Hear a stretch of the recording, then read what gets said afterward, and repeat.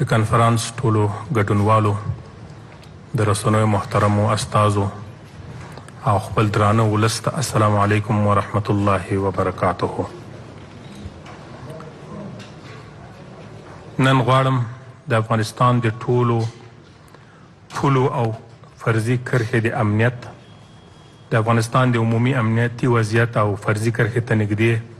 د فتنې او فساد د ځینو خوځښتونو په اړه یو لړ توضیحات او غوښتنې وړاندې کړم. الحمدلله د افغانستان په ټولو رسمي پولو او فرضي کرښه کې وضعیت تر بشپړ کنټرول لاندې دی. تر ډیره بریده د غیر قانوني کړنو مخه نیول سوې. د افغانستان اسلامي امارت د ملي دفاع وزارت د خپلو شته امکاناتو څخه کار اخلي ترڅو د ټولو پولو او فرضي کرښې اپراتیفي پوښښ لا پیاوړی کړي. په دې وروستیو کې یا د موخې ته د رسېدو لپاره د افغانستان اسلامي امارت د ملي دفاع وزارت یو لړ ځانګړي اقدامات تر کار لاندې نیولي دي. الحمدلله په عمومي توګه د افغانستان امنیتي وضعیت د ډاډ وړ ده او په ډیره بهتره حالت کې قرار لري. د افغانستان په ټوله جغرافیه کې هیڅ ډول تهدید شتون نه لري. په تیرو 8 میاشتو کې کومه د پام وړ سیاسي امنیتي پیښه نه ده رامنځته سوې او له دې مخکې کوم لوی او واړه بریدونه چې د افغانستان په ګاونډ کې د فتنې او فساد له مراکزو څخه تنظیم او ترسره سوي وو، د هغو ټولو عاملین د لوی الله په نصرت نیول سوي او یا وژل سوي دي. ځینې مغرضې کړۍ له تیرو څو اونیو را په دې خوا هڅه کوي چې د افغانستان د خلکو ذهنیت مغشوش او ګډوډ کړي او د افواهاتو او پروپاګند په خپرولو سره تشویشونه ایجاد کړي. د افغانستان متدین ولس باید ډاډه وي چې ډاډه اوسي، افواهاتو ته اعتبار ورنه کړي. موږ د سیمې او نړۍ له هیوادونو سره د اسلامي شریعت په رڼا کې د خپل هیواد او خلکو علیا مصالح او ملي ګټو ته په کتو ښه تعاملات او ښه مفاهمه لرو او د ستونزو د حل په برخه کې لومړیتوب هم تفاهم ته ورکوو او په تفاهم باندې باور لرو. په دې برخه کې ښې لاسته راوړنې هم لرو. اوس په پیاوړې توګه دا درک رامنځته سوی چې د افغانستان امنیت او ثبات د سیمې او نړۍ د امنیت او ثبات لپاره یو حیاتي ارزښت لري. داسې بیخي چې متاسفانه د افغانستان په ګاونډ کې ځینو خاصو کړیو ته په افغانستان کې موجود بهتره امنیتي وضعیت او په سیاسي، اقتصادي او اجتماعي برخو کې پرمختګونه خوند نه ورکوي او په افغانانو یې نه لورېږي، نو ځکه یې یو لړ دسیسو ته مخه کړې ده. دا ځانګړې کړۍ د پاکستان په پوځ کې یوه حاکمه ډله ده. زموږ د معلوماتو له مخې موږ باوري یو چې د دوی له افغانستان ضد سیاستونو سره د پاکستان اکثره نظامیان، سیاسون، احزاب، علماء کرام او د پاکستان متدین ولس توافق نه لري او هغوی په خپله هم د دې مستبدې کړۍ له خپلسرو او دیکتاتورانه کړنو څخه تر پوزې راغلي دي. همدې خاصې کړۍ په افغانستان کې د تشویشونو د ایجاد لپاره یو لړ اقدامات تر لاس لاندې نیولي چې لاندې اشاره ورته کوو. لومړی، په نړیوال سټیج په هر پلیټ فورم کې د افغانستان او افغانستان اسلامي امارت په اړه پروپاګند کوي، د تشویشونو د ایجاد هڅې کوي او منفي تاثرات خپروي. دوام، کاذب اطلاعات تولیدوي او د هغو چینلونو له لارې چې د نړۍ د فریب لپاره یې رامنځته کړي دي تر هیوادونو رسوي. دا کاذب اطلاعات زیاتره د افغانستان څخه د امنیتي تشویشونو په ایجاد راټول وي او دا یې اوس یو سوداګري ګرځېدلې ده. دریم، د افغانستان او پاکستان د شریفو ملتونو ترمنځ د فاصلې د زیاتولو او نفرتونو د ایجاد هڅه کوي او غواړي د اسلامي امارت په اړه د پاکستان د متدین ولس ذهنیت خراب کړي او د پاکستان امنیتي ستونزې چې اصلي عامل د همدې کړۍ ناسم سیاستونه دي افغانستان ته منسوب او خپل ناکامي پټه کړي. دې کړۍ د پاکستان د امنیتي ستونزو د حل لپاره ټولې منطقي او معقولې هڅې سبوتاژ کړي دي او کلک مخالفت ورسره کوي. دوی اصلا یوه ځانګړې اجنډا مخ ته وړي او نه غواړي سیمه بشپړه توګه باندې له تاوتریخوالي او جګړې څخه پاکه سي. 4 د افغانانو په منځ کې ډول ډول توپیرونو ته لمن وهي او غواړي ځینې افغانان په خپل دام کې راګیر او د افغانستان د ملي امنیت په ضد یې وکاروي. دوی ته دا ناسم فکر او کاذبه روحیه ورکوي او دا هڅه یې لا روانه ده. 5 په دې مهمه زماني مقطع کې چې افغانستان ځینې سیاسي او اقتصادي پرمختګونه تجربه کوي، له افغانستان سره په فرضي کرښه کې شخړو ته لمن وهي. د افغانستان د هوایي قلمرو نقض او کرښې ته نږدې په عامه ځایونو بمبار چې الحمدلله هر ځل غاښ ماتونکی ځواب ورکړ شوی او دا د ټولو ته جوته وي چې افغانستان له خپل ځمکني او هوایي حریم څخه د دفاع حق لري او کوم تیریګر بې ځوابه نه پرېږدي.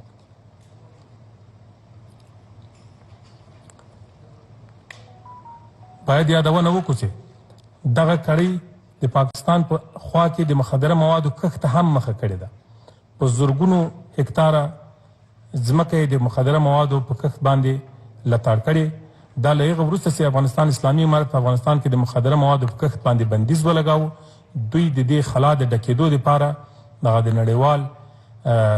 تور بازار یا د قاچاقو بازار ته مخه کړې او خپل خلک تشویقوي چې د مخدره موادو کښت پراخ کړي او له دې پدیدې نه هم د خپلو شومو هیلو دپاره استفاده وکړي او نړۍ زیانمنه کړي.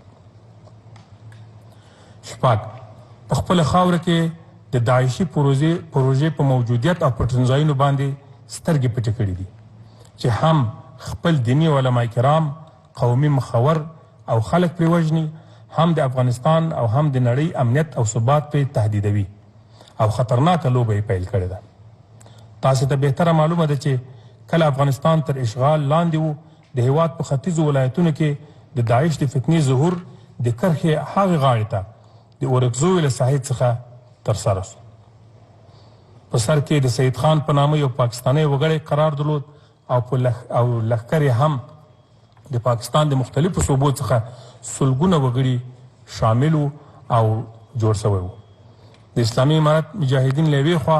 له اشغالګرو سره په مبارزه بوخت وو او له بلې خوا یې د همدې فتنهګرې ډلې په ضد د خپل اسلامي عقیدې په اساس او د مظلومو افغانانو د نجات لپاره مبارزه او جګړه کوله. اسلامي امارت له فتح مخکې او وروسته د دې فتنهګرې ډلې په ضد چې د اسلام او جهاد د بدنامۍ لپاره رامنځته سوې وه او د دیني مراکزو او خوځښتونو په ضد کار ترې اخیستل کیږي، سخته مبارزه وکړه او ډېرې قربانۍ هم ورکړې. بالاخره یې فتنهګر وځپل او خپله خاوره یې د دوی له وجود څخه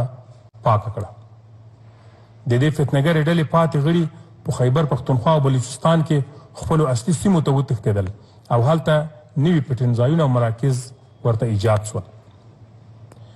د نړۍ له بېلابېلو هیوادونو څخه جلب او جذب پیل کړ او کوم کسان چې استخدامول هغه د پاکستان له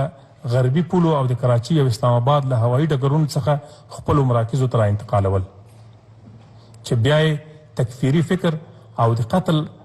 قتل عامونو او تخریبي کړنو روزنه ورکوله. موږ ته د کره ثبوتونو د رسېدو او دقیقو استخباراتي اطلاعاتو له مخې په تهران کې د سردار سلیماني په تلین ترسره شوی برید، په مسکو کې ترسره شوی برید له همدې مراکزو څخه پلان، تنظیم او ترسره شول چې هغه هیوادونه هم په دې موضوع آگاه دي. همدغه راز په افغانستان کې دیني علما کرامو، امارتي شخصیتونو، مجاهدینو او عام خلکو زیات خونړي بریدونه په همدې مراکزو کې پلان او له همدې مراکزو څخه تنظیم او ترسره شوي وو. بریدګر او تنظیمونکي له همدې مراکزو څخه افغانستان ته رالیږل کیږي چې په دې اړه کافي شواهد او اسناد وجود لري. د مثال په توګه په کابل کې په شیخ رحم الله حقانی صاحب تقبله الله، په هرات کې په شیخ مجیب الرحمن انصاری رحمه الله د اهل تصوف په ځینو خانقاو او مساجدو، په هرات، غور او کابل کې د اهل تصوف هیوادوالو په ځینو مساجدو زیارت کوونکو او په کابل کې د هندوانو په معبد بریدونه، په کندهار او کندوز کې د افغانستان بانک په څانګو باندې بریدونه، په کابل کې د بهرنیو چارو وزارت په کارکوونکو 2 ځلې مرګونو بریدونه، د فرامینو او حقوقو د تعقیب او نظارت د لوی ریاست په کارکوونکو باندې بریدونه، د بلخ په والی شهید حاجی مزمل تقبل الله برید، د مهاجرینو په وزیر شیخ الحاج خلیل الرحمن حقانی صاحب برید، د شهرسازۍ وزارت په معین صاحب، د نیمروز د ولایت په مقام او د بدخشان په ولایت په امنیه قمندان مرستیال والی، د قانون پترولم پر رئیس تقبل الله برید او یو شمیر نورو مسؤلینو مجاهدینو او عامو خلکو بریدونه په کابل کې د چینایانو په هوټل، د روسیې په سفارت، په بامیانو ولایت کې په خارجي سیلانیانو او په تخار کې په چینایي وګړو باندې بریدونه او دې ته ورته نور جنایات ترسره کېدل. زموږ د دقیقو اطلاعاتو له مخې ځایي وسلوالو چې د 2015 کال په فبروري میاشت کې د بلوچستان په مستونګ سیمه کې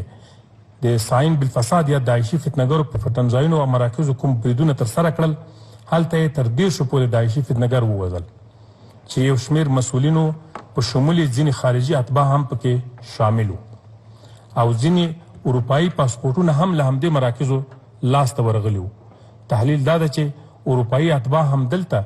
راغلي روزل سوي او بیرته د بریدونو لپاره اروپایي او نورو هیوادونو ته استول سوي دي. همدغه راز خاص اطلاعات د دې ښودنه کوي چې دا فتنګره ډله بیا په همدې مراکزو کې د تنظیمېدو په حال کې ده او په پلان کې لري چې هم په خارج او هم په افغانستان کې بریدونه ترسره کړي او دا ځل کېدای سي په خارج کې په بریدونو کې د تاجکستاني اتباعو په ځای د نورو هیوادونو له اتباعو څخه کار واخلي، ځکه تاجکستاني اتباع په دې موضوعاتو کې ډېر فشار شوي دي. سربیره په دې زموږ د اطلاعاتو له مخې د داعش د خراسان څانګې مشر شهاب المهاجر او د ده نږدې همکاران عبدالحکیم توحیدي، سلطان عزیز، عظام او د داعش له مرکزي څانګې سره د اړیکو تنظیمونکي او په اصطلاح د مکتب صدیق مسؤول صلاح الدین رجب د پاکستان په خاوره کې موجود او پټ دي. د افغانستان اسلامي امارت په جدي توګه غوښتنه کوي چې دا اشخاص یا اسلامي امارت ته وسپارل سي او یا د پاکستان حکومت له خپلې خاورې څخه اخراج کړي او په دې توګه د پاکستان حکومت خپل مسؤلیت ترسره او ژمنې پوره کړي. همداراز افغانستان په وړاندې له منفي برخورد، د حریم د نقضونو او نورو پارونکو کړنو څخه لاس په سر سي، کنه یاد کړنې به په طبیعي ډول خورا منفي او نامطلوب عواقب له ځان سره ولري. والسلام علیکم ورحمة الله وبرکاته.